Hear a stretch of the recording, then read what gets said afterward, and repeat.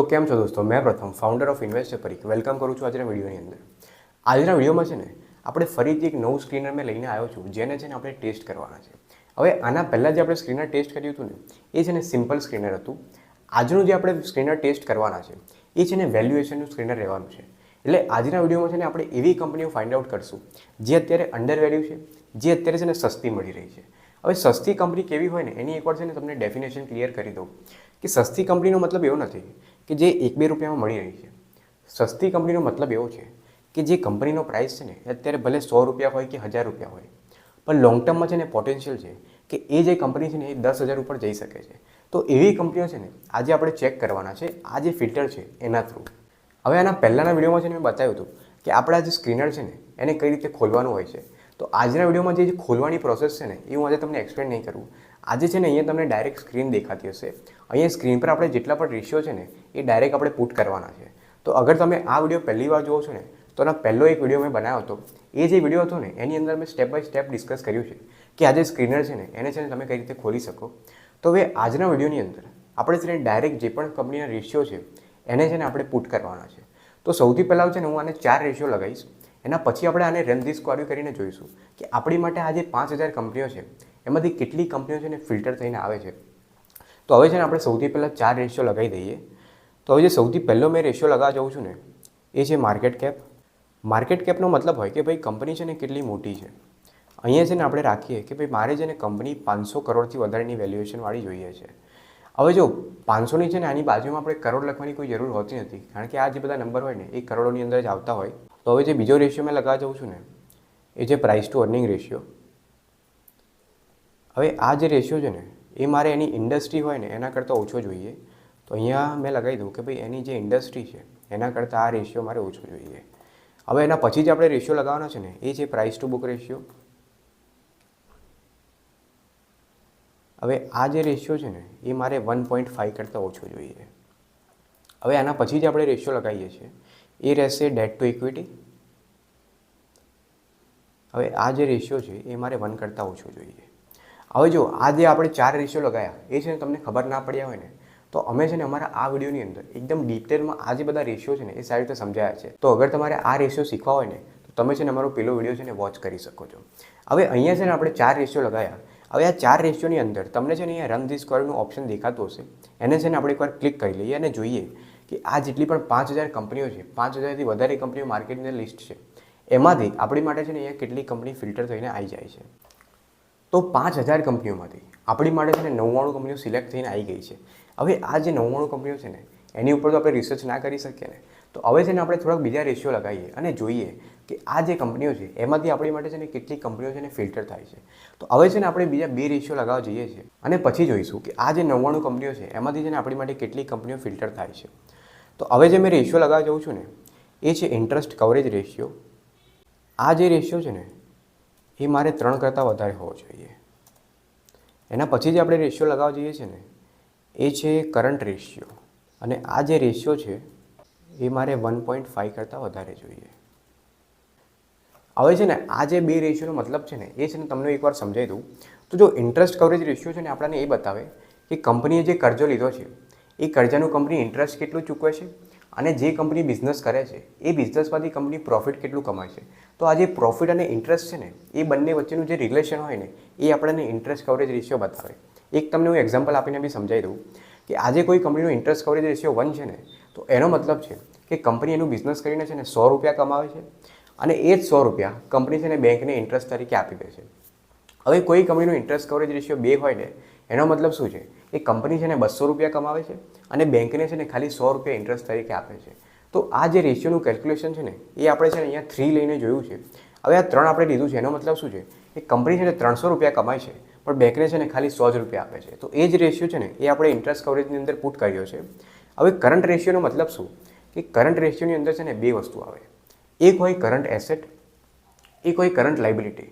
Current એસેટનો મતલબ શું કે 1 વર્ષની અંદર કંપનીની અંદર જેટલા બી પૈસા આવવાના છે ને એ બધાને છે ને કરંટ એસેટ કહેવાય. કરંટ લાયબિલિટીનો મતલબ શું કે 1 વર્ષની અંદર કંપનીની બહાર કેટલા પૈસા જવાના છે ને એ છે ને આપણને કરંટ લાયબિલિટી બતાવે. તો હવે આ રેશિયો આપણને શું બતાવે કે અગર કોઈ કંપની જેની બહાર 1000 રૂપિયા જવાના છે અને કંપનીની અંદર ખાલી 500 રૂપિયા આવવાના છે તો પેલું જે 500નું ગેપ છે ને એ કંપની કઈ રીતે પૂરું કરશે? તો અહીંયા કંપનીએ 500 રૂપિયા વસૂલવા માટે શું કરશે? કાં તો જે એના એમ્પ્લોય છે એમની સેલેરી રોકી દેશે, કાં તો કંપની છે ને બેંક ઉપરથી થોડું વધારે કર્જો લઈ લેશે. તો આ વસ્તુ કંપની જોડે ના થાય ને એટલે છે ને આપણે કરંટ રેશિયો જોવો જોઈએ. કરંટ રેશિયો છે ને અહીંયા આપણે 1.5 લઈને જોયો છે. હવે આનો મતલબ શું છે કે કંપનીની બહાર છે ને 1000 રૂપિયા જવાના છે, પણ કંપની અંદર છે ને 1500 રૂપિયા આવવાના છે. તો અહીંયા છે ને કંપનીને આવી પ્રોબ્લેમ છે ને ફેસ નહીં કરવી પડે. તો હવે છે ને આપણે બે રેશિયો લગાવી દીધા નવા. હવે આ જે બે રેશિયો છે એને છે ને આપણે સર્ચ કરી લઈએ. તો એની માટે આ જે નીચે રન ધીસ ક્વેરીનું ઓપ્શન છે ને એને છે ને તમારી એકવાર ક્લિક કરી દેવાનું. તો અહીંયા જે પેલી 99 કંપનીઓ હતી એમાંથી આપણી માટે છે ને 61 કંપની ફિલ્ટર થઈને આવી ગઈ છે. હવે આ જે 61 કંપની છે એની ઉપર રિસર્ચ કરતાં કરતાં આપણો આખો દિવસ નીકળી જશે. તો અહીંયા છે ને આપણે થોડા બીજા રેશિયો ઉમેરવા પડશે, જેનાથી આ જે 61 કંપની છે ને એમાંથી પણ આપણે છે ને સારી સારી કંપનીઓ ફિલ્ટર કરી શકીએ. તો અહીંયા છે ને આપણે બીજા બે રેશિયો ઉમેરવા જઈએ છીએ. હવે જે સૌથી પહેલો આપણો રેશિયો છે ને એ છે EV EBITDA. હવે આ જે રેશિયો છે ને એ આપણને 10 કરતાં ઓછો જોઈએ. અને બીજો રેશિયો આપણે લગાવવા જઈએ છીએ એ છે પ્રાઇસ ટુ કેશ ફ્લો. અને આ જે રેશિયો છે ને એ પણ આપણે 10 કરતાં ઓછો જોઈએ. હવે આ જે બે રેશિયો લગાવ્યા ને એનો છે ને હું તમને એકવાર સૌથી પહેલાં મતલબ સમજાવી દઉં. તો EV EBITDAનો મતલબ શું કે આને છે ને તમે એવી રીતે સમજો કે કંપની જે પ્રોફિટ કમાય છે ને એ પ્રોફિટમાંથી જે કંપનીને ટેક્સ અને ઇન્ટરેસ્ટ ચૂકવવાનું હોય ને તો એ ટેક્સ અને ઇન્ટરેસ્ટ ચૂકવ્યા પહેલાંનો જે પૈસો હોય ને એને છે ને EBITDA કહેવાય. હવે અહીંયા આ રેશિયોનો મતલબ શું કે એ કંપનીના EBITDA માટે આપણે કંપનીને કેટલા પૈસા આપવા માટે તૈયાર છે.